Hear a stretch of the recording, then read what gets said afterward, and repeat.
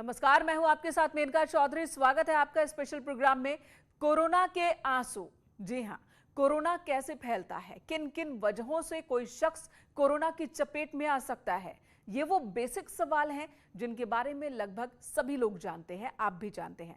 Corona फैलने को लेकर एक नई रिसर्च आई है और दावा किया गया है कि आंख के आंसुओं से भी कोरोना फैल सकता है। डॉक्टर्स किस आधार पर यह दावा कर रहे हैं? अगर किसी के आंसू में कोरोना है तो क्या उसकी रोशनी भी जा सकती है? विस्तार से समझिए।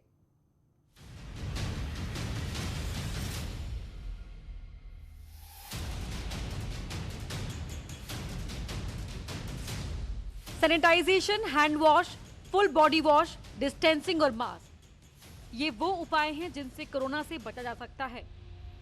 कोरोना को लेकर विश्व स्वास्थ्य संगठन, ICMR, एम्स और PGI जैसे संस्थान रिसर्च कर रहे हैं।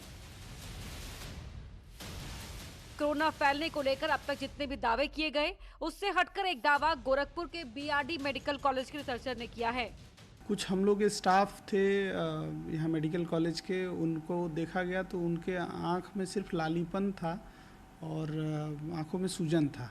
तो कुछ इस तरह की संभावनाएं हुई और लिटरेचर भी आने लगे थे कि यह वायरस ब्रेन का जो पानी होता है, CSF कहते हैं, सेरेब्रोस्पाइनल फ्लूइड, उसमें भी डिटेक्ट हुआ है। सेमाइनल फ्लूइड जिसको वीर्य कहते हैं पुरुष का, उसमें डिटेक्ट हुआ है और अन्य कई बॉडी फ्लूइड में डिटेक्ट हुआ। तो हम लोग उसी आधार पे आँख से स्वाब का सैंपल लेके हम लोगों ने RT-PCR किया और वो RT-PCR पॉजिटिव आया। BRD मेडिकल कॉलेज के रिसर्चर्स ने दावा किया है आंसुओं से भी कोरोना वायरस फैलता है। रिसर्च में पाया गया है कि सिर्फ आंसू नहीं बल्कि बॉडी में मिलने वाले कुछ और लिक्विड से भी कोरोना फैलता है। वीर्य से भी कोरोना फैलने के सबूत मिले हैं। कोरोना के दौरान जिस समय कोरोना का सर्च चला था, स्पेशली हम कह सकते हैं कि मिड मई के बाद, मई के दूसरे सप्ताह या तीसरे सप्ताह के बाद जब आँख की समस्या कुछ बढ़ने लगी तो जो भी कोविड पेशेंट थे, जो भर्ती पेशेंट थे, तो उनको हम लोगों ने आँख की जो समस्याएं थी उसको देखते हुए आंसू का जांच, जिसको कंजक्टिवल स्वैब हम लोग बोलते हैं, उसको माइक्रोबायोलॉजी विभाग में भेजा गया। तो उसमें स्वैब में भी कुछ फंगस आए और कोरोना की जांच में भी पॉजिटिव आए।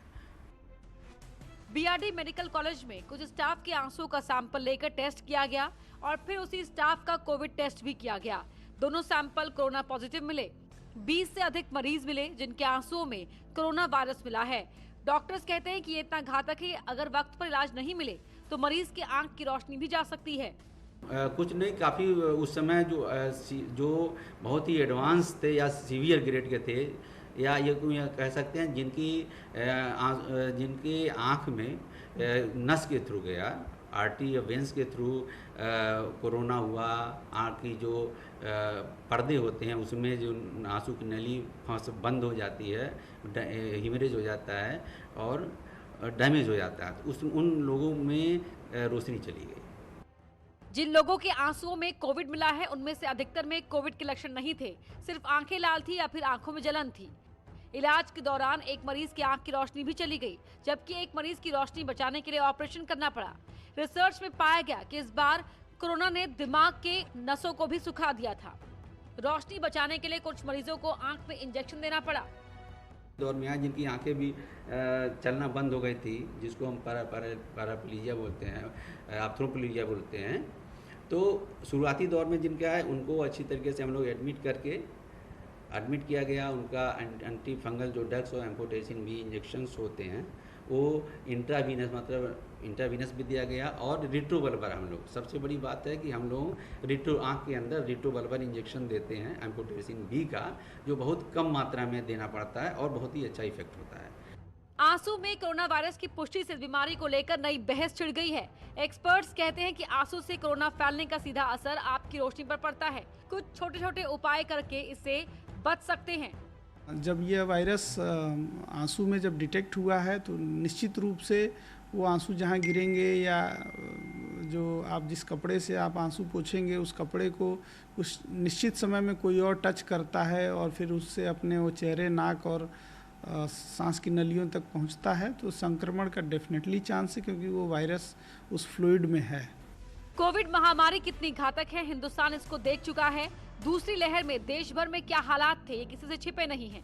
इसलिए डॉक्टर कहते हैं कि कोविड से बचना है तो लापरवाही बिल्कुल भी ना करें, क्योंकि ये वायरस जाने अनजाने कहीं भी कभी भी आपको नुकसान पहुंचा सकता है। बीआरडी मेडिकल कॉलेज में कोविड को लेकर हुए रिसर्च में ये बात सामने आई है कि आंसुओं से भी कोविड फैल सकता है और इसके लिए सबसे पहले वो आंखों पे हमला करता है, आंखें लाल हो जाती हैं और उससे निकलने वाले आंसू से अन्य लोग संक्रमित हो सकते हैं। अखिलेश पांडे के साथ रामगोपाल द्विवेदी, न्यूज़ 18 गोरखपुर। कोरोना पर होने वाला हर खुलासा पहले से ज्यादा परेशान करने वाला है। पूरी दुनिया को कोरोना ने झकझोर कर रख दिया है और ऐसे में कोरोना को अगर मात देना है, इस महामारी से निपटना है तो वैक्सीन सबसे जरूरी है। दुनिया भर में तेजी से वैक्सीनेशन किया जा रहा है ताकि कोविड को हराया जा सके। बीआरडी मेडिकल कॉलेज के कुछ रिसर्चर गंगा जल पर भी रिसर्च कर रहे हैं। वो जानने की कोशिश कर रहे हैं कि क्या गंगा जल से कोरोना का इलाज संभव है। पिछले साल बीएचयू ने भी इस पर रिसर्च शुरू किया था। क्या सच में गंगा जल से कोरोना का इलाज संभव है?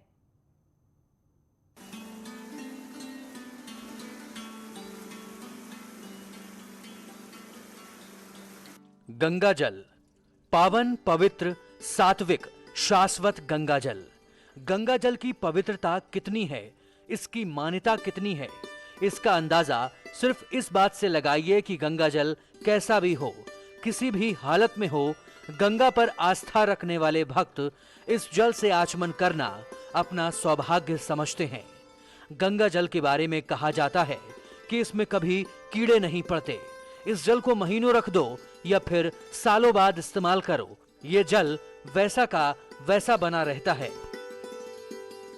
गंगा जल की इन्हीं खूबियों को ख्याल में रखकर आईआईएम बेंगलोर का माइक्रोबायोलॉजी विभाग रिसर्च कर रहा है कि क्या बैक्टीरियोफॉज से कोरोना का इलाज संभव है और अगर संभव है तो फिर इस जल का इस्तेमाल किस तरह से किया जाए कि संपूर्ण मानव जाति को कोरोना से मुक्ति मिल जाए। अगर ये प्रयोग सफल रहा तो कोरोना का सबसे सस्ता और सबसे अच्छा इलाज भारत के पास होगा। कोरोना महामारी जब चारों तरफ हाहाकार मचा रही थी और हर जगह पाई जा रही थी तो इसकी जांच पानी में भी हुई। लखनऊ के कुछ जगहों पे कोरोना पानी में भी पाया गया, लेकिन जब इसकी जांच गंगा जल में की गई तो वहाँ पे ये नदारद मिला। ऋषिकेश से लेके बनारस तक जांच की गई कि गंगा में क्या कोरोना के वायरस सक्रिय हैं, तो जो जांच की रिपोर्ट आई उससे ये साफ हो गया कि गंगा जल में कोरोना कोई प्रभाव नहीं छोड़ पाया है। आईआईएम की एक रिसर्च टीम में डॉक्टर अमरेश सिंह भी शामिल हैं।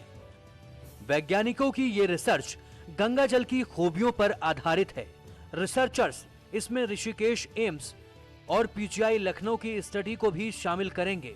ऋषिकेश एम्स ने उत्तराखंड और यूपी में अलग अलग जगहों से गंगा का सैंपल लेकर जांच की तो उसमें कोरोना वायरस नहीं मिले। लखनऊ पीजीआई ने रिसर्च में पाया कि नाले के पानी में कोरोना वायरस हैं। जैसा कि लखनऊ में संजय गांधी पीजीआई के कुछ विशेषज्ञ की टीम ने लखनऊ के विभिन्न नालों की सैंपलिंग किया, उनके वाटर की, पानी की जो नाले में बहता है, तो उसमें कई जगह उनको कोरोना वायरस के वायरस मिले थे, उसके आरएनए मिले थे। तो यह विदित है कि ये वायरस यूरिन से लेके और स्टूल जो हमारा मल होता है उसमें भी ये निकलता है और इसकी भी लैब में प्रूवन है पहले से ही। तो ये संक्रमण मिला है, लेकिन इसमें अच्छी बात ये है कि जब बड़ी नदियों और उनके नमूने लिए गए, जिसमें गंगा जी का ऋषिकेश के साथ अन्य कई जगहों से लिया गया, तो कहीं भी गंगा जी के पानी में इस वायरस की पुष्टि नहीं हुई। गंगा जल में बैक्टीरियोफॉज पाया जाता है।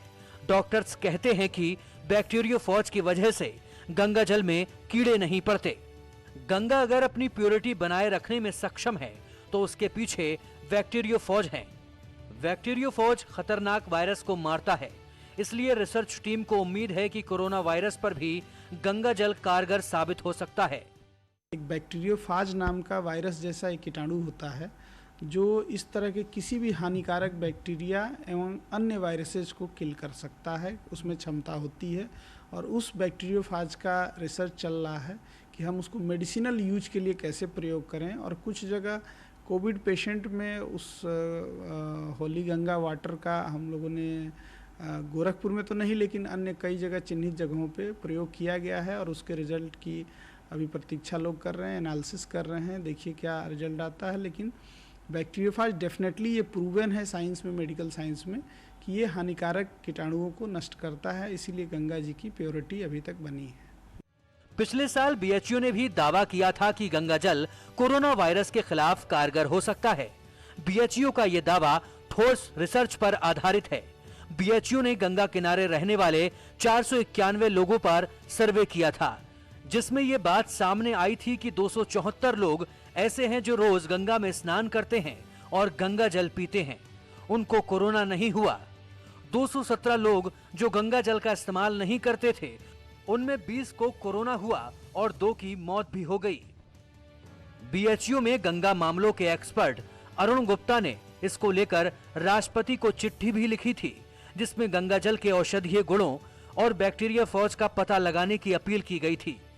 बीएचयू न्यूरोलॉजी डिपार्टमेंट के प्रोफेसर विजयनाथ मिश्र का कहना है कि साल 1896 में कोलेरा बीमारी के दौरान डॉक्टर हैकिंग ने एक स्टडी की थी, जिसमें यह पता चला था कि जो लोग गंगा जल का इस्तेमाल करते हैं वो कोलेरा से ग्रस्त नहीं हो रहे हैं।